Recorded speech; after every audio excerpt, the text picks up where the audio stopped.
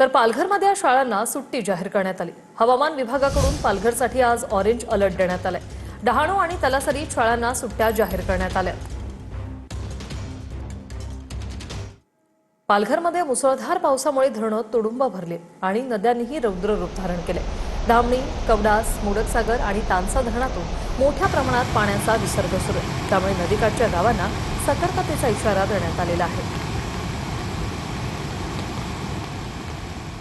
पालघरच्या नागझरी गावात पुराच्या पाण्यात अडकलेल्या मायलेकाची सुटका करण्यात आली। सूर्या नदीच्या पुराचा वेढा पडल्याने जीव वाचवण्यासाठी दोघांनी झाडाचा आधार घेतलेला होता। तब्बल 10 तास झाडावर बसून राहिल्यानंतर एनडीआरएफच्या मदतीने रेस्क्यू ऑपरेशन राबवत दोघांना सुखरूप बाहेर काढण्यात आले। खडकवासला धरणातून आज सकाळी पाण्याचा विसर्ग कमी करण्यात येणार। 9405 क्युसेक विसर्ग कमी करून 4708 इतका केला जाणार। धरणाच्या पाणीसाठ्यात घट झाल्याने पाण्याचा विसर्ग कमी।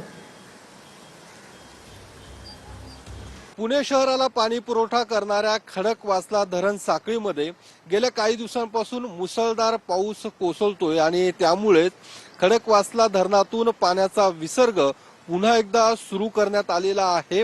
आता पुन्हा एकदा काल रात्रीपासून तर आज सकाळपर्यंत पाऊस हा कमी झाल्यामुळे पाण्याचा विसर्ग पुन्हा एकदा कमी करण्यात आलेला आहे। धरण क्षेत्रामध्ये ज्या पद्धतीने पावसाचं कमी जास्त प्रमाण होत असल्यामुळे पाण्याचा विसर्ग देखील कमी जास्त केला जात आहे। कॅमेरामन सुशांत राऊत सह योगेश बोरसे, TV9 मराठी।